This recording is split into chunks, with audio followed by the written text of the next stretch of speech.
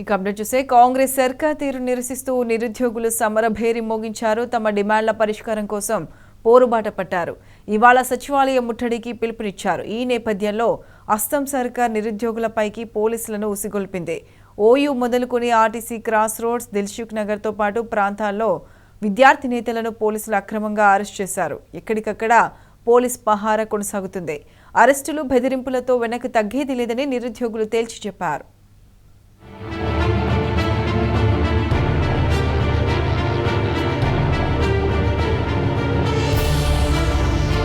ఎన్నికల సమయంలో నిరుద్యోగులకు అనేక హామీలిచ్చి గద్దెనెక్కిన కాంగ్రెస్ 8 నెలలైనా చేసిందేమీ లేదు. డిఎస్సిని వాయిదా వేయడంతో పాటు గ్రూప్ 2, గ్రూప్ 3 పోస్టులు పెంచాలంటూ గత కొన్ని రోజులుగా నిరుద్యోగులు ప్రభుత్వానికి విజ్ఞప్తి చేస్తున్నారు. ఎంత మొరపెట్టుకున్నా పట్టించుకోని సర్కార్ పైగా వారిపై నోటికొచ్చినట్లు మాట్లాడుతోంది. సీఎం రేవంత్ రెడ్డి మొదలుకొని పలువురు కాంగ్రెస్ నేతలు అడ్డగోలుగా మాట్లాడుతున్నారు. లేనిపోని నిందలేస్తూ ఉల్టా చోర్ కోత్వాల్ కో డాంటే అన్నట్లుగా వ్యవహరిస్తున్నారు. వీళ్లకు ఒళ్ళు బలిసి దీక్షలు చేస్తురండి. జీతం నీ స్థాయి ఎంత, నువ్వెంత, రోజు పదే పదే నాకు అర్థం కాకడతా. నిరుద్యోగుల ఆవేదనను పట్టించుకోకపోగా రెచ్చగొట్టే ధోరణిలో కాంగ్రెస్ సర్కారు మాట్లాడుతుండటంతో కడుపు మండిన అభ్యర్థులు హైదరాబాద్లో నిరసనకు దిగారు. శనివారం అర్ధరాత్రి నుంచి నిరుద్యోగుల పోరు ఉధృతమైంది. గ్రూప్ 2 పరీక్ష వాయిదా వేయాలని కోరుతూ చిక్కడపల్లి నుంచి అశోక్ నగర్ చౌరస్తా వరకు భారీ ర్యాలీ నిర్వహించారు. ఆపై ఆర్టీసీ క్రాస్ రోడ్డు వద్ద బైఠాయించారు. సర్కారుకు వంత పాడుతున్న మీడియా తీరును ఎండగట్టారు.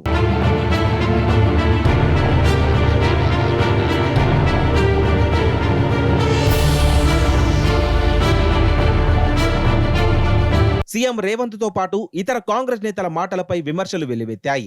విద్యావేత్తలు, నిరుద్యోగులు ముఖ్యమంత్రి తీరును ఎండగట్టారు. రెచ్చగొట్టే ధోరణిలో మాట్లాడుతున్న రేవంత్ కు తగిన శాస్తి తప్పదని హెచ్చరించారు. ఢిల్లీలో రైతుల పోరాటం మాదిరిగా యావత్ నిరుద్యోగులంతా మూకమ్మడి పోరాటానికి సిద్ధమని తేల్చి చెప్పారు. నువ్వెట్లా విద్యాశాఖ మంత్రివా? నీకు ఏం తెలుసని విద్యాశాఖ దగ్గర పెట్టుకున్నావు? నువ్వు ఏం తెలుసని ముఖ్యమంత్రి అయినావు? ఎమ్మెల్యేలు అందరూ ఉంటే ముఖ్యమంత్రి కావచ్చా? నీకు మైకు పట్టుకొని మాట్లాడడం తప్ప నీకు ఏమి రాదు. పరిపాలన నీకు తెలియదు.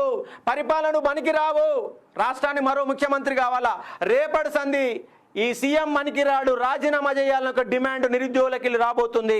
రైతులు ఎట్లయితారు? ఢిల్లీలో మూకుమ్మడిగా ఢిల్లీని ముట్టడించారో అట్లా 30 లక్షల మంది నిరుద్యోగులు నిన్ను ముట్టడి చేస్తాం. హైదరాబాద్ని కదలనివ్వం. అప్పుడు ఏం చేస్తావా నువ్వు? కాంగ్రెస్ ప్రభుత్వంపై నిరుద్యోగులు జంగు సైరన్ మోగించారు. ఉద్యోగాల భర్తీతో పాటు 10 డిమాండ్ల పరిష్కారం కోసం పోరుబాట పట్టారు. న్యాయమైన డిమాండ్లను పరిష్కరించాల్సిందేనంటూ సచివాలయ ముట్టడికి పిలుపునిచ్చారు. గ్రూప్ 1 మెయిన్స్ కు 1:100 నిష్పత్తి అమలు, 2 లక్షల ఉద్యోగాల భర్తీ, జాబ్ క్యాలెండర్, 3 నెలల డిఎస్సి పరీక్షల వాయిదా, గ్రూప్ 2, 3 పరీక్షల వాయిదా, పోస్టుల సంఖ్య పెంపు తదితర హామీలు నెరవేర్చాలన్న డిమాండ్లతో నిరుద్యోగులు పోరుకు సిద్ధమయ్యారు. సచివాలయ ముట్టడికి రాష్ట్రంలోని నిరుద్యోగ యువత, వివిధ పరీక్షలు రాసే అభ్యర్థులు భారీగా తరలివచ్చే అవకాశం ఉంది.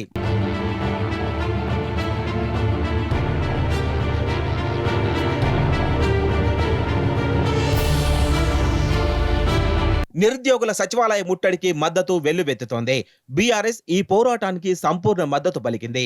పోరుబాట పట్టిన నిరుద్యోగులకు బీఆర్ఎస్ వర్కింగ్ ప్రెసిడెంట్ కేటీఆర్ మద్దతు ప్రకటించారు. 2 లక్షల ఉద్యోగాల భర్తీ చేస్తామన్న కాంగ్రెస్ ఇప్పటిదాకా ఒక్క జాబ్ నోటిఫికేషన్ ఇవ్వలేదని ఆయన విమర్శించారు. బీసీ సంక్షేమ సంఘం జాతీయ నేత ఆర్ కృష్ణయ్య, బీఆర్ఎస్ నేత ఆర్ఎస్ ప్రవీణ్ కుమార్, నిరుద్యోగ సమాఖ్య వ్యవస్థాపక అధ్యక్షుడు రాజారాం యాదవ్ తో పాటు పలువురు నిరుద్యోగుల పక్షానే ఉంటామని స్పష్టం చేశారు.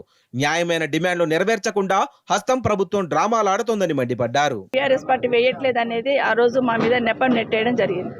ఇప్పుడు కూడా నేను ఈ ప్రభుత్వాన్ని కోరుతా ఉన్నాను, మీరిచ్చిన హామీని 25,000 పోస్టులు ఉన్నాయి ఖాళీ అని చెప్పారు కదా, మరి ఎందుకు 11,000 పోస్టులు వేస్తున్నారు? మరి ఆ 25,000 పోస్టులు ఎందుకు వేయట్లేదు అనేది తప్పకుండా ఈ ప్రభుత్వం సమాధానం చెప్పాలి.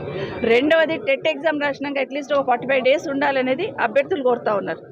కనీసం మేము ప్రిపేర్ కావడానికి మాకు 45 డేస్ ఇవ్వండి, కొంచెం పోస్ట్ పోన్ చేయండి అని అడుగుతాం. కూడా మానవతం లేకుండా ప్రవర్తించడమే కాకుండా మరి వాళ్ళ మీద, నిరుద్యోగుల మీద కూడా నింద వేసే ప్రయత్నం. అంటే ఎగ్జామ్స్ రాయని వాళ్ళు మాత్రమే ధర్నాలు చేస్తారని మాట్లాడడం ముఖ్యమంత్రి గారు బాధ్యత రహితంగా మాట్లాడుతూ ఉన్నారు.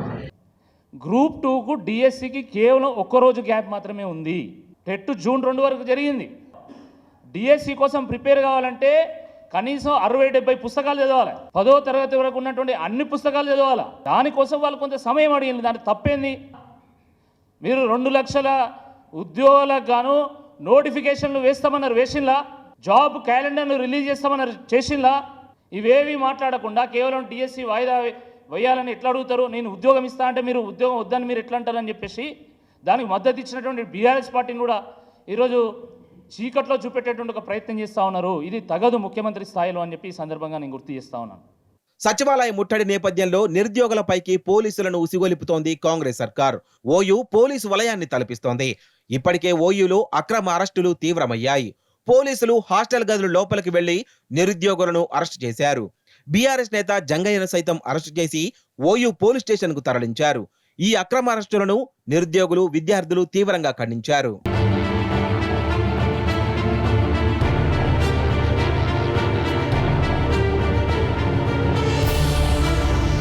రేవంత్ సర్కార్ తీరుపై నిరుద్యోగులు మండిపడ్డారు. కాంగ్రెస్ ప్రభుత్వాన్ని గెలిపించినందుకు తమకు తగిన గుణపాఠం చెప్పారని ఆవేదన వ్యక్తం చేశారు. డిఎస్సి పరీక్షను వాయిదా వేయాలంటూ దిల్సుఖ్ నగర్ లో రాస్తారోకో నిర్వహించారు. ప్రభుత్వానికి వ్యతిరేకంగా నినాదాలు చేస్తూ ఆందోళన చేపట్టారు. డిఎస్సి వాయిదా వేసే వరకు పోరాటం చేస్తామని తేల్చి చెప్పారు.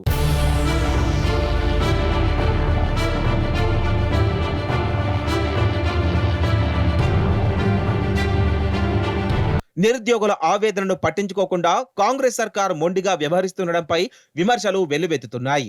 ఈ ఉద్యమాన్ని పోలీసులతో అణిచివేయలేరని విద్యావేత్తలు, పలు పార్టీల నేతలు తేల్చి చెబుతున్నారు. ఇప్పటికైనా సర్కారు దిగిరాకపోతే ఈ నిరుద్యోగుల పోరాటం మరింత ఉధృతమవుతుందని హెచ్చరిస్తున్నారు.